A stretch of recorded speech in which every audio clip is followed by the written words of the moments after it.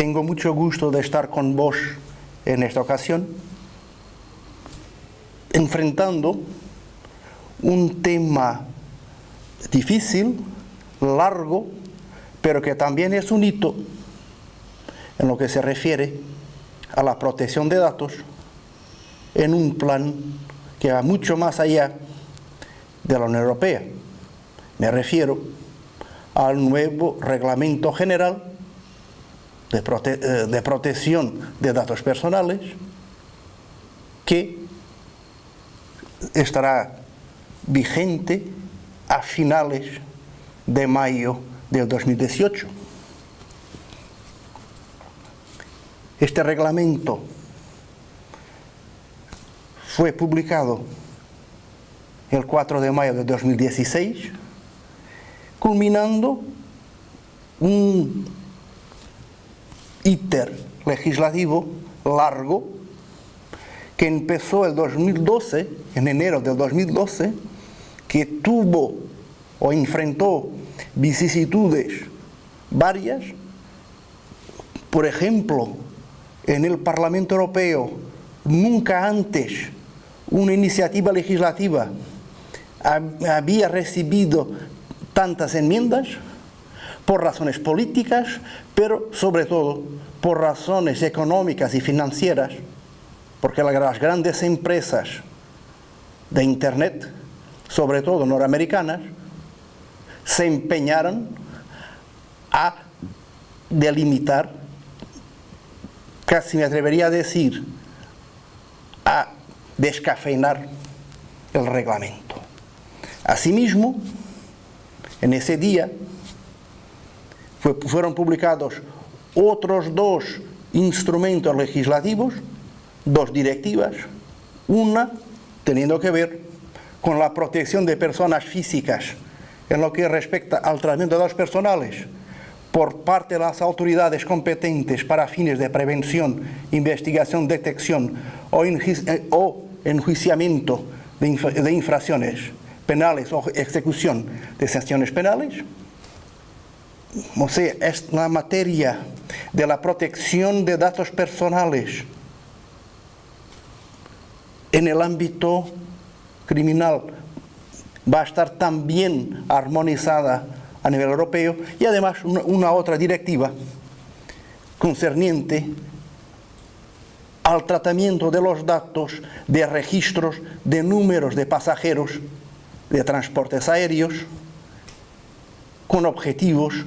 de lucha contra el terrorismo y la criminalidad grave. Pero este reglamento no surgió de la nada, no fue algo como se dice Atena del cerebro de Júpiter, pero tiene sus raíces en lo que continúa como la gran referencia, que es el convenio número 108 del Consejo de Europa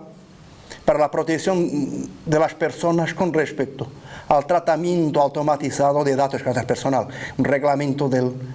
final de enero del 81, que es importante porque trabaja un concepto y una regulación de los datos personales bastante más allá de la idea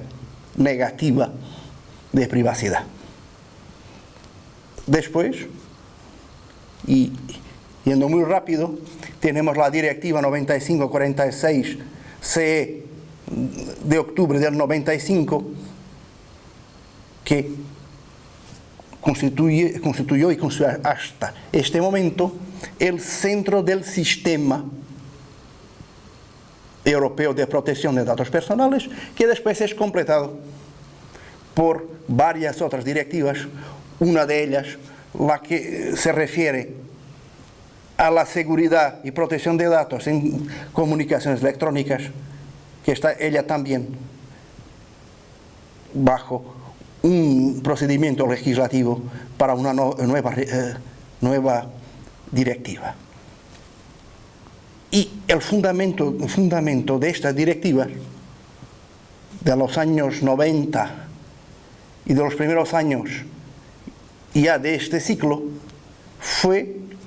el de impedir que la diversidad de disciplinas nacionales pudieran poner en entredicho la efectividad del mercado interior europeo, para que las empresas pudieran tratar datos, desplazar datos con libertad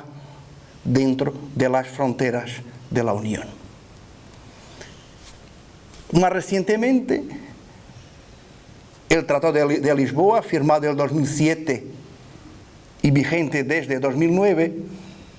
supuso lo que podemos llamar una revolución copernicana, profundizando lo que ya estaba implícito en el Tratado de Maastricht. ¿Qué quiero yo decir con esto? Es que los derechos fundamentales pasaron a estar en el centro de la integración europea, desplazando explícitamente a los objetivos económicos. Basta mirar los artículos 2, 6 o 7 del Tratado de Unión Europea. Además, la Carta de los Derechos Fundamentales de la Unión Europea, que había sido proclamada pero sin un valor legal en sí misma en diciembre del 2000, fue recibida con el mismo valor formal que el Tratado de la Unión Europea y su complemento, el Tratado sobre el Funcionamiento de la Unión Europea. Por esta vía, y además por una doble vía, en el Tratado de Funcionamiento de la Unión Europea y en la Carta, se operó una constitucionalización de la protección de datos personales. Quiero yo decir que en las fuentes primarias, en los tratados y por ende en la Carta, tenemos referencias y regulación expresa, sea de un derecho a la privacidad, sea sobre todo, y que lo que nos interesa hoy aquí, de la protección de datos. Pero no podemos olvidar de ninguna manera el rol central que ha tenido a lo largo de estos años, desde mediados finales de la década de 90 del siglo XX, el Tribunal de Justicia de la Unión Europea. Es que este tribunal, desde el comienzo de la integración, desde el inicio de los años 60, identificó, o si prefieren, creó los principios del ordenamiento europeo y con una intervención, sea a través del llamado procedimiento prejudicial o de recurso de anulación de datos, de la anulación de actos de las instituciones, fue teniendo la oportunidad de apreciar, sea actos legislativos de los Estados miembros, que actos de la misma Comunidad Europea, antes Unión ahora. Y con sentencias en asuntos tan importantes, y asuntos tan importantes después de Lisboa, como la sentencia Digital Rights Ireland de abril de 2014, o la sentencia Google Spain de mayo del mismo año, o la sentencia Schrems de octubre del 2015,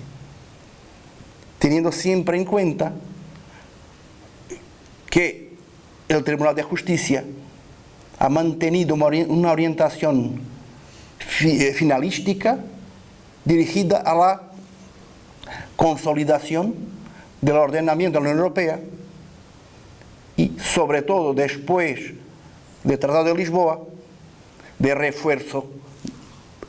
de los derechos fundamentales de las personas. Bueno, abordar punto por punto el reglamento era imposible.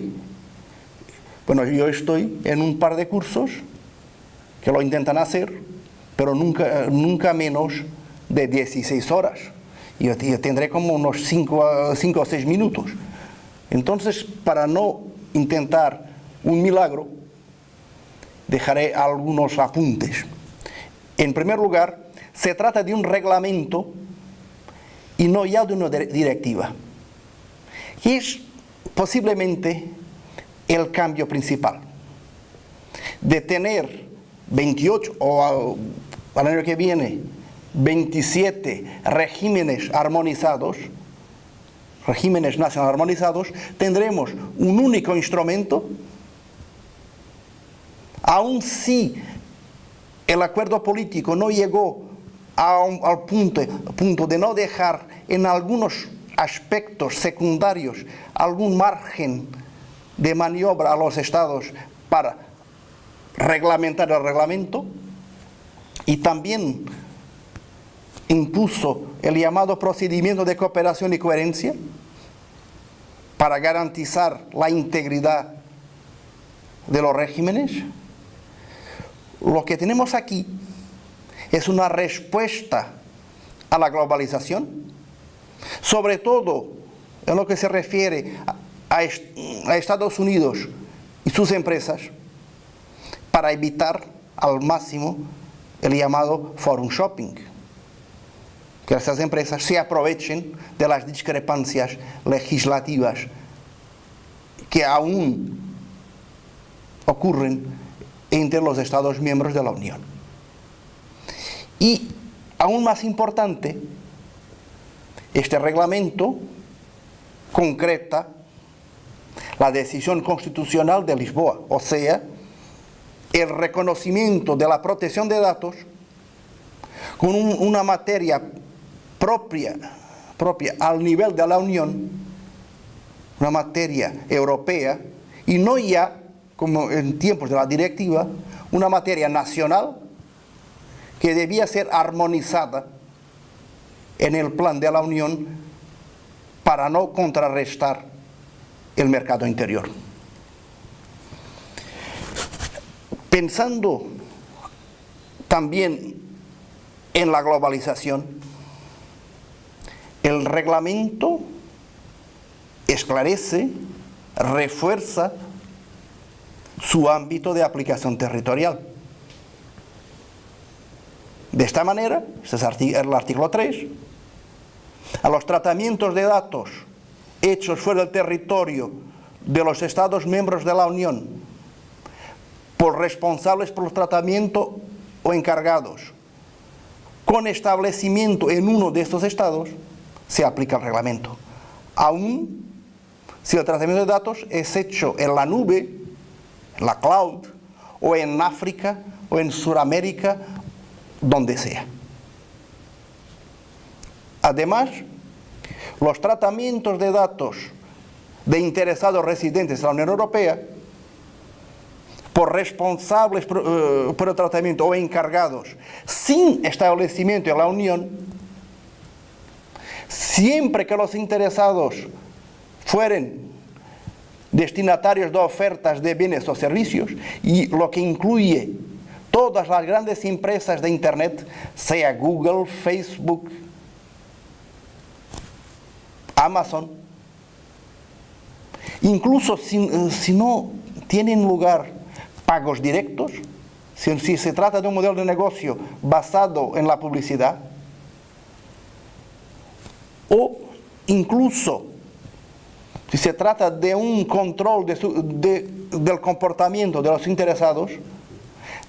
desde que estos estén en la Unión Europea, quiere decir, todos los modelos de negocio que asientan en la monetarización del Big Data también son abarcados por este reglamento. Pero puedo enumerar muchísimas otras novedades. empezando por un concepto bastante más amplio de datos personales, que está en el artículo 4, apartado primero, llegando hasta los números IP, para señalar un ejemplo controvertido, pero sin tocar un tema difícil, en este momento melindroso, que es la llamada desanonimización. O sea, los datos anónimos no son, según el reglamento, datos personales, pero ya tenemos analíticas de Big Data que pueden desanonimizar esos datos anónimos. También tenemos lo que llevará un cambio cultural muy importante en el mundo de informática y de Internet, que es la protección de datos desde el diseño y por defecto, en el artículo 25. Quiere decir que las soluciones técnicas, las aplicaciones de teléfono móvil, no son diseñadas primero para cumplir un objetivo de eficacia o de diseño en plan estético, pero desde su concesión deberán aportar garantías de seguridad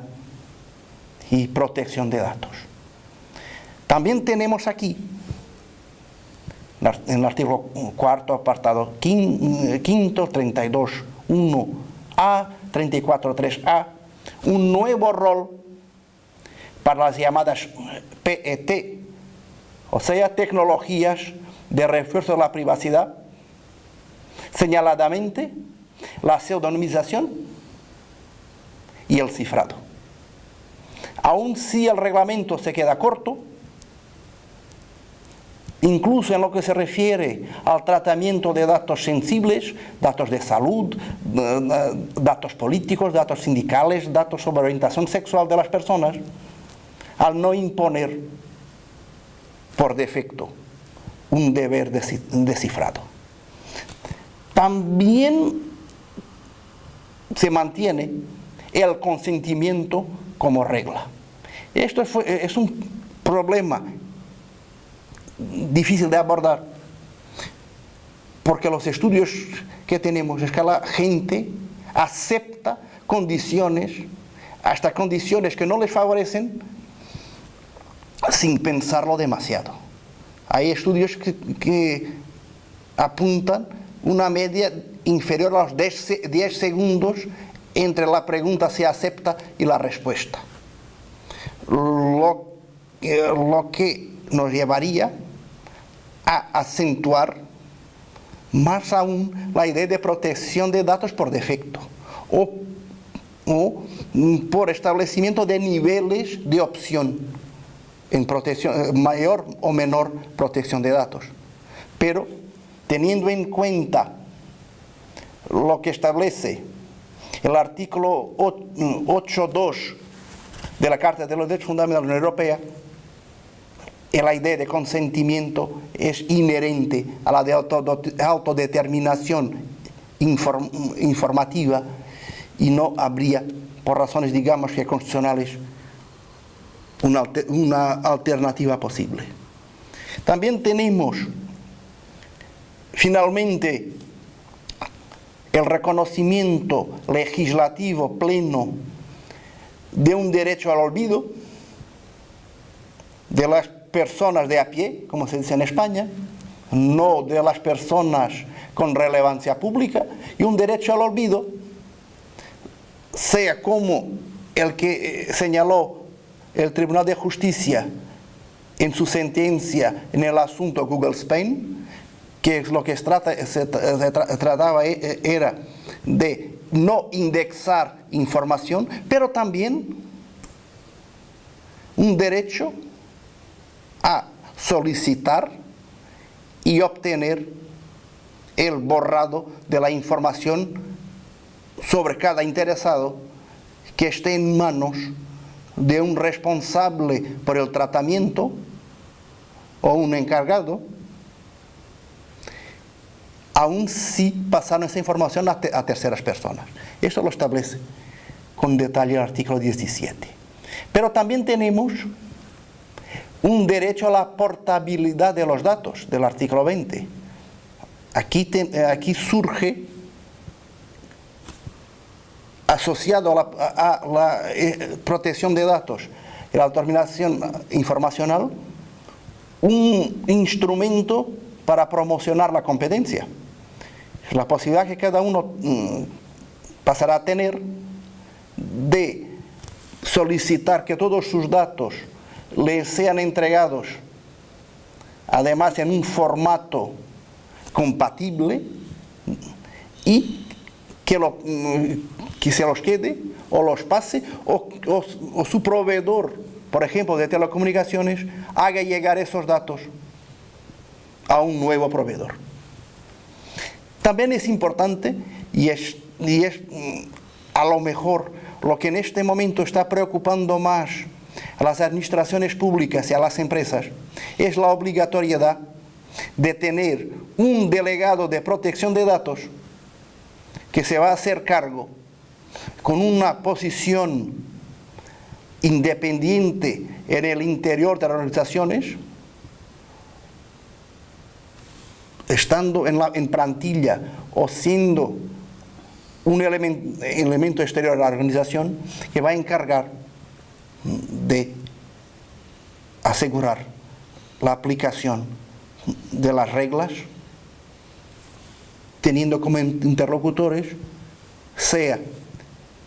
la administración de la empresa o la presidencia de un municipio o el ministro o un colaborador suyo con poderes delegados, pero también como interlocutor la Autoridad Nacional de Protección de Datos. En estos momentos de nuevas posibilidades para la inteligencia artificial, siguiendo lo que ya señalaba la directiva del 1995, tenemos previsto el artículo 4, apartado 3, artículo 22, apartado 1, la definición y los efectos de la construcción de perfiles, incluyendo las analíticas, y la posibilidad de decisión autónoma por parte de programas, dotados de inteligencia artificial en materias que nos conciernen en cuanto a seres humanos. Y para terminar, lo que también llamó mucho la atención de la prensa son las nuevas multas administrativas del artículo 83. Es que aquí la Comisión Europea en su propuesta inicial se inspiró en el derecho europeo de competencia y estarán sobre la mesa desde el final de mayo del año que viene multas muy elevadas, que ya no será posible la idea de no pasa nada, pagamos la multa y todo sigue igual. Es que las multas podrán llegar al 4% del facturado mundial de una empresa, o a los 20 millones de euros, según sea superior. Y estas multas administrativas pueden, si los Estados miembros lo deciden, cada Estado miembro, pueden ser acompañadas de otras sanciones administrativas o incluso sanciones penales. Bueno, termino y creo que ya he pasado un poco el tiempo. Muchas gracias.